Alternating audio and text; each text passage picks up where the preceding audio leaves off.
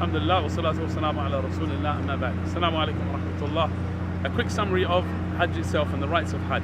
Firstly, the Prophet ﷺ is the one who said that جُعِلَ الطَّوَافُ وَالسَّعِي بَيْنَ الصَّفَا وَالْمَرْوَةِ وَرَمْيُ الْجِمَارِ لِإِقَامَةِ ذِكْرِ اللَّهِ. That all of the different rites of the Hajj, like the tawaf around the house of Allah, like the sa'i between Safa and Marwa, like the stoning and throwing the stones, all of it is for one purpose, to establish the remembrance of Allah. So every ritual is meant to focus on this, and the heart is meant to lower itself, humble itself and surrender itself to Allah. So what are the rites of Hajj? On the 8th of Dhul Hijjah, all of the pilgrims, they go to Mina and they spend their time from Dhuhr until the next day's Fajr. Dhuhr, Asr, Maghrib, Isha and Fajr of the night they spend in Mina.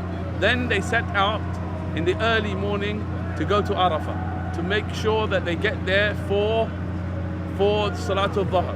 So now, the 9th of Dhul Hijjah, people have moved from Mina and gone to Arafah. So they stay in Arafah and then they listen to the khutbah around Dhuhr time, and they pray Salatul Dhuhr and Asr combined and shortened.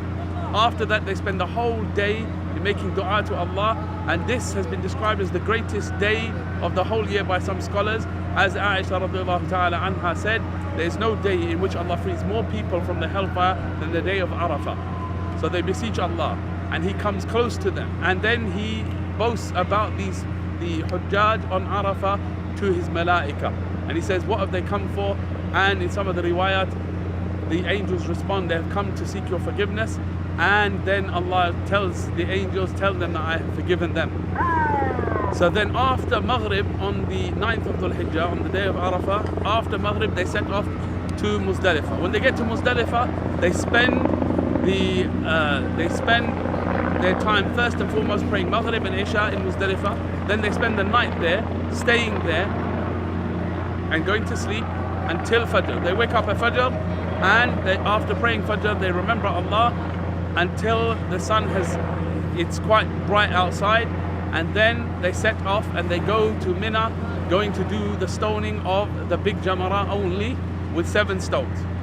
So then after they've done that, they will cut their hair, slaughter the animals, and some will go and make tawaf.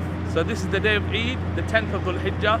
So they will have set off from Muzdalifah, going to do the stoning, going to do the sacrifice, going to cut their hair, and some will set off to do their tawaf and sa'i of Hajj. Then the 11th of Dhul Hijjah, people will do the stoning of all 3 pillars after Dhuhr. Okay, after Dhuhr they will do the stoning, the first Jamara, the second Jamara, the third Jamara. After each one, after the first one, they will do the 7 pebbles, they will move off to the side and make dua to Allah. Likewise with the second one, stoning, move off to the side, make dua. The third pillar they will stone, and then they will move off. And likewise the 12th they will do exactly as they did on the 11th, and the 13th, those who stay, they will do that also after Dhuhr. If one has completed all of this, their Hajj is complete, and the only thing that remains is the tawaf of Wida, the farewell tawaf. And when they have done that, they leave Mecca and return to their homes, hoping to be accepted by Allah, hoping to be forgiven by Allah, and hoping that the hadith of the Prophet ﷺ, where he says there is no reward for the accepted Hajj except Jannah, applies to them. Walhamdulillahi Rabbil Alameen.